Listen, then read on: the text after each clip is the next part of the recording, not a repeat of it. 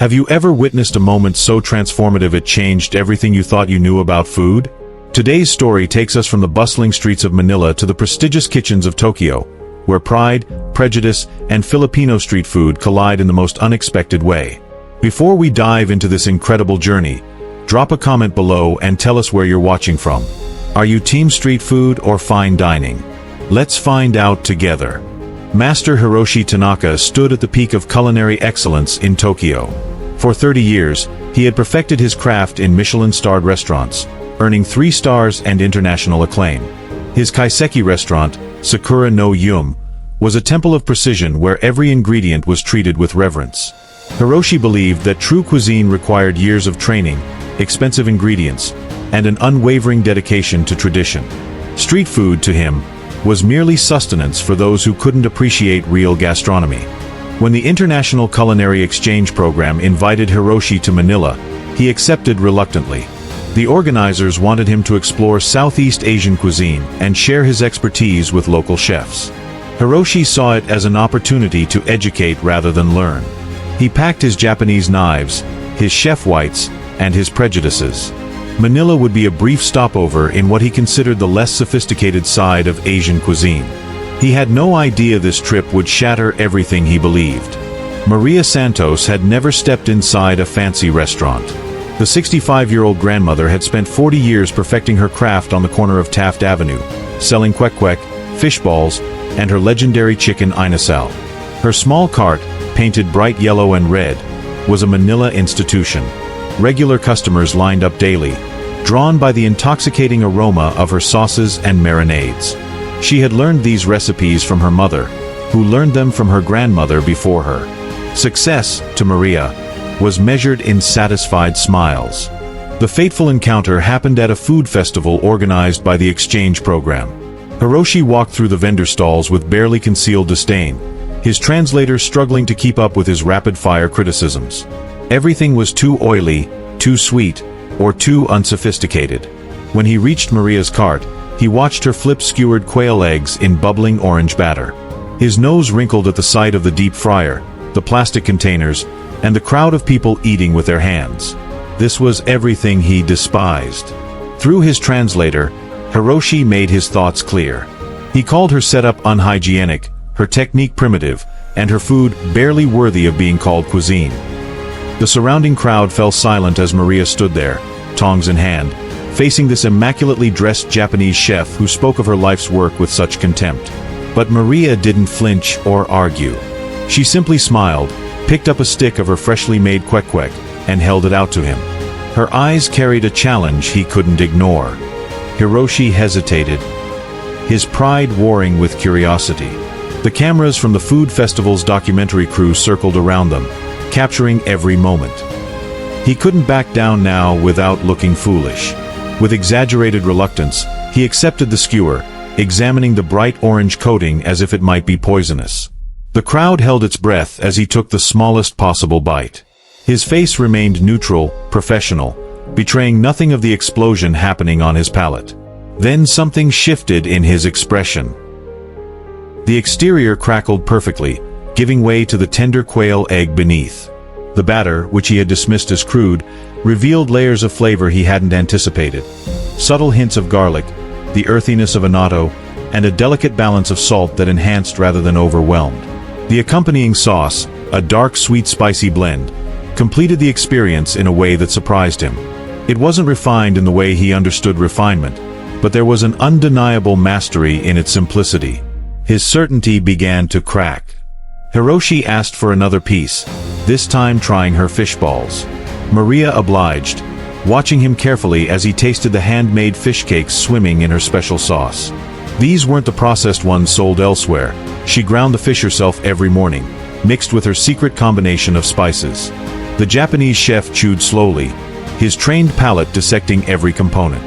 The texture was perfect, the seasoning balanced, and the sauce complemented without masking. He found himself reaching for a third skewer before he realized what he was doing. The documentary crew sensed they were witnessing something special. Hiroshi, still maintaining his professional demeanor, requested to try her chicken inasal. Maria grilled a fresh piece right there, basting it with her marinade made from calamansi, lemongrass, garlic, and ginger. The chicken sizzled over charcoal, smoke curling upward as she worked. When she served it with a small mound of rice and her homemade vinegar dipping sauce, Hiroshi's hands trembled slightly. This time, he didn't hide his reaction when he tasted it. The chicken was a revelation. Every fiber had absorbed the marinade perfectly, the charcoal imparting a smoky depth that reminded him of the finest yakitori in Tokyo. But this was different. Brighter, more vibrant, alive with tropical flavors he had never considered combining. The acidity of the calamansi cut through the richness, while the lemongrass added an aromatic complexity that elevated the simple grilled chicken to something remarkable. His 3 Michelin stars suddenly felt like a very narrow definition of excellence. Hiroshi set down his plate and did something he had never done before. Through his translator, he asked Maria if he could watch her cook. Not to criticize or correct, but to learn. Maria, surprised by the humility in his voice, agreed. For the next 2 hours, the Michelin-starred chef stood beside the street vendor's cart, observing her techniques with the intensity he usually reserved for studying ancient Japanese cooking texts. Every movement she made was efficient, practiced, purposeful. This was mastery of a different kind. He noticed how she tested the oil temperature by sight and sound alone, how she timed each piece without a watch, how she adjusted her marinades based on the weather and the quality of that day's ingredients. These weren't techniques taught in culinary schools. They were born from decades of daily practice, from cooking thousands of meals and receiving immediate feedback from customers who voted with their wallets. Maria's cart was her laboratory, and she had performed experiments in flavor for 40 years without ever calling herself a chef. Over the following days, Hiroshi returned to Maria's cart every evening. He brought other Japanese chefs from the exchange program, insisting they try her food. Some came with the same skepticism he had shown, but Maria's cooking converted them all. Hiroshi began asking questions about her marinades, her sauce recipes, the cuts of meat she chose. Maria answered patiently, though she wondered why such an accomplished chef cared about her simple methods. She had no formal training to share, only experience and intuition. One evening, Hiroshi made a confession through his translator. He told Maria that in 30 years of fine dining, he had forgotten the most important truth about cooking. That great food doesn't need to be expensive or complicated, it just needs to be made with skill, care, and soul. He had become so focused on technique and prestige that he had lost sight of the fundamental purpose of food: to nourish, to bring joy, to connect people. Maria's humble cart had taught him more in a week than a decade in Michelin kitchens. Maria shared her own revelation. She told him that she had always felt inadequate because she had never trained formally, never worked in a real restaurant, never even owned a proper kitchen. She thought her food was just good enough for people who couldn't afford better.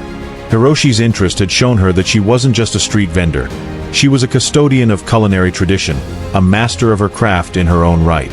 His respect had given her a new appreciation for her life's work. The 2 chefs formed an unlikely friendship.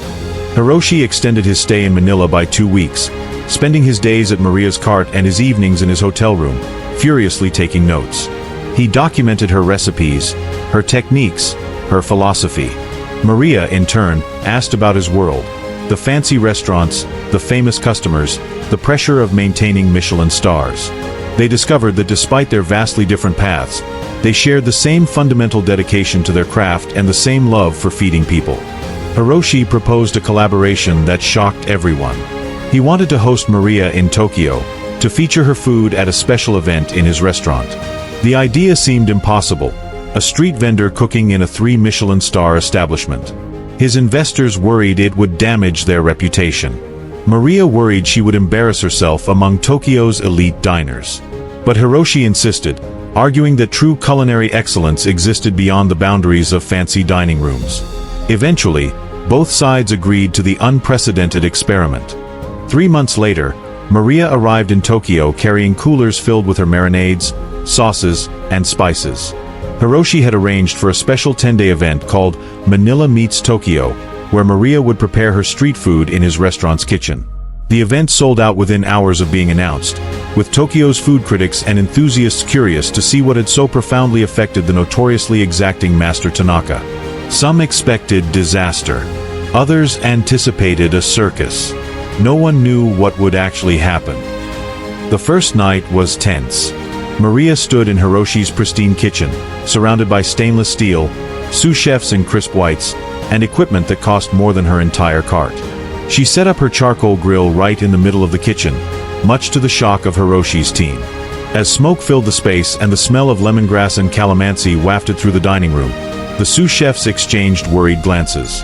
This wasn't how a Michelin kitchen would. But when the first plates went out, Kwek arranged artfully on Hiroshi's fine china, chicken inasal sliced and presented with micro-garnishes while maintaining its street food essence, something magical happened. Tokyo's most discerning diners tasted Maria's food and fell silent, then erupted in excited conversation. Food critics put down their pens and simply ate. One prominent reviewer declared it the most authentic, soulful meal she had experienced in years. Maria's street food, presented with respect but unchanged in essence, had conquered Tokyo's. The reviews were extraordinary. Critics praised not just the food but what the collaboration represented. A bridge between high and low cuisine, between East and Southeast Asia, between tradition and innovation. They wrote about how Maria's food made them remember why they fell in love with cooking in the first place, before everything became about Michelin stars and Instagram photos. Several noted that Hiroshi's willingness to share his prestigious stage showed true mastery, the kind that comes from confidence. The event's success sparked a movement in Tokyo's food scene. Other high-end restaurants began exploring collaborations with street vendors and home cooks from various countries. The rigid hierarchy that had long defined Japanese fine dining began to soften. Young chefs, inspired by Maria and Hiroshi's partnership, started seeking out grandmothers and street cooks to learn traditional techniques that weren't taught in culinary schools. The culinary world was slowly realizing that expertise existed everywhere, not just. When Maria returned to Manila, she was changed. International food magazines wanted interviews. Culinary schools invited her to speak. Young Filipino chefs sought her out to learn her techniques. But what mattered most to her was that she returned to her yellow and red cart on Taft Avenue with a new understanding of her own worth. She was no longer just a street vendor. She was an ambassador of Filipino cuisine. Hiroshi, too, was transformed. When he returned to Sakura no Yume, he shocked his staff by announcing major changes. He would dedicate 1 month every year to featuring street food from different countries, cooked by the original vendors in his kitchen. He also began spending more time with his ingredients, visiting farmers and fishermen, getting his hands dirty in ways he hadn't for years. His food became more soulful, less rigid. Critics noticed the evolution, saying his cooking had somehow become even better by becoming less precious. The friendship between Maria and Hiroshi continued across the miles. They video called weekly, sharing recipes and techniques, discussing ingredients and philosophy. Maria taught Hiroshi about Filipino cooking traditions, the patience required for perfect adobo, the balance in sinigang. Hiroshi shared Japanese techniques that Maria adapted to her street food, like using kombu in her fishball mixture. Their exchange enriched both of them, proving that the best learning happens when ego gives way to curiosity. A year after their first meeting, they reunited at another food festival in Bangkok. This time, they cooked together. A fusion menu that honored both their traditions while creating something entirely new. Watching a Michelin-starred chef and a street vendor work side by side, laughing and cooking with equal passion, the crowd understood what true collaboration looked like. Food critics called it one of the most important culinary events of the year, but for Maria and Hiroshi, it was simply two friends doing what they loved. The story of their encounter spread globally, featured in food documentaries, magazines, and culinary conferences. But both chefs grew tired of being asked about their unlikely friendship or the miracle of street food succeeding in fine dining. They argued that there was nothing unlikely about it. Good food was good food, regardless of where it was made. The real miracle, they said, was that it took so long for the culinary world to recognize that mastery existed outside expensive restaurants.